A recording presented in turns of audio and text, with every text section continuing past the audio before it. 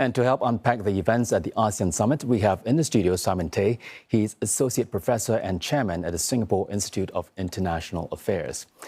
Prof. Tay, thank you for joining us. Now, President Trump at the summit today, as Thailand and Cambodia signed the peace deal. Yes. What does his presence say about America's push to reassert influence in Southeast Asia as China's involvement becomes larger? I think ASEAN has a great convening power. It's not just Trump who's there. China is there, and so is India, even Brazil. So, and Japan's new prime minister. But Trump's appearance is important. Trump didn't always pay attention to ASEAN in his first term, and even his successor, Joe Biden, missed a couple of summits. And for Malaysia, the host, he's really only the third sitting American president to be in Kuala Lumpur. Before him was Obama 10 years ago, and before that, you have to go back to the 60s for Lyndon Johnson. So America still remains a huge power economically for the trade issues he's pushed on since Liberation Day, for security and his chance to try to push for peace. And I think in that sense, it's not just the Sino-American tensions, but a number of issues where America remains the essential power. So how crucial do you think was Mr. Trump in getting this peace deal across the line? Because ASEAN has this reputation of being slow and indecisive. Or does it risk turning this regional peace settlement into something of a US-China rivalry? Well, I think the key part is to understand that Trump has no magic wand. There are many issues, whether it's the Thai-Cambodia border, a long, complex issue, or what's happening inside Myanmar or South China Sea, where you can't just wave a wand, turn up for 24 hours and solve a deep-lying problem.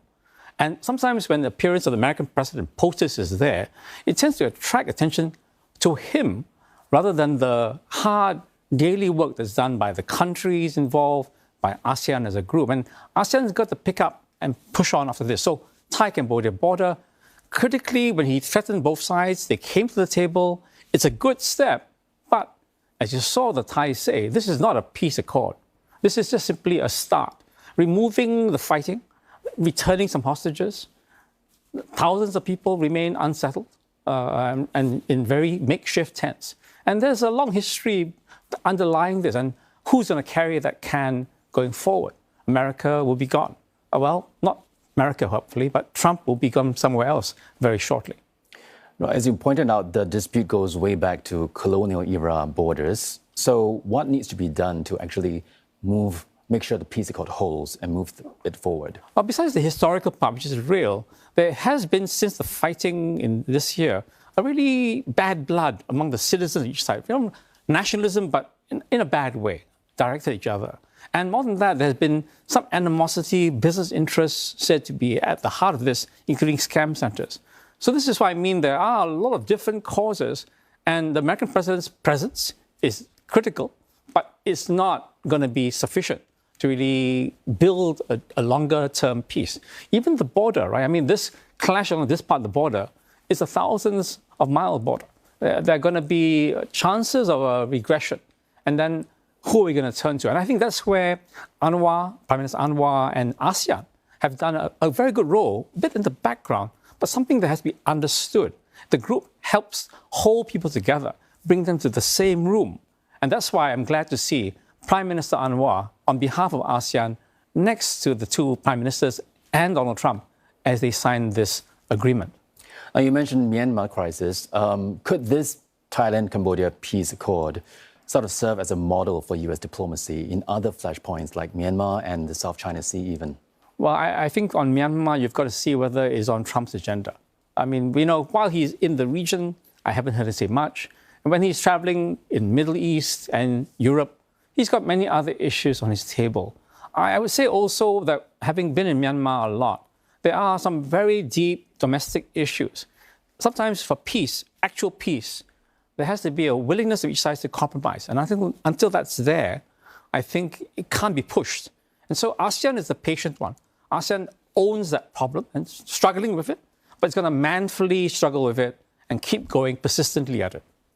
Now, a lot is happening at this summit, but a long-running issue has sort of taken a backseat. That's the South China Sea's Code of Conduct, which ASEAN is trying to nail down with China. Can you tell us why it's so difficult to move this forward? Well, among the ASEAN people, there are 4 claimants. And sometimes there's confusion as to whether the Code of Conduct is meant to settle the claims. It's not. So it's just meant to settle some of what you do when you meet each other, what not to further exacerbate the problem. I would say that China should and ASEAN should progress this. Because again, this is where the American presence can be useful. It can be a signal that if you guys can't come to a decision, can't come to some form of dialogue and process to keep peace, America might try to impose. It might be more nervous of doing so with other Cambodia and Thailand because China is significant. And the China-US issues for Donald Trump will be much more important than the South China Sea with ASEAN. Now, you mentioned China's involvement here. So the US is also holding trade talks with China on the sidelines. How do you think America's push for peace in this region ties in with its efforts to balance China militarily and economically?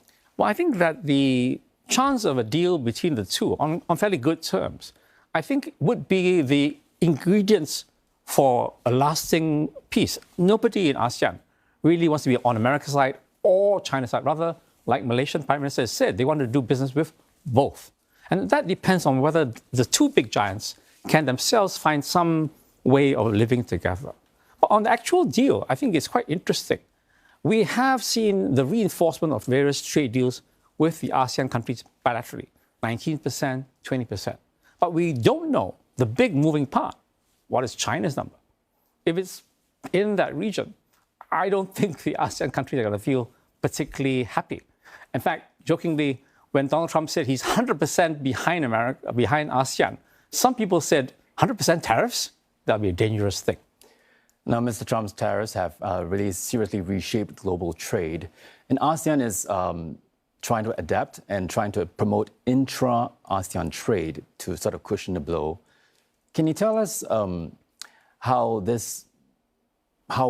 are the major roadblocks to boosting intra-ASEAN trade? No, I think that's a great question because too much times when the American president comes, everyone thinks it all depends on him.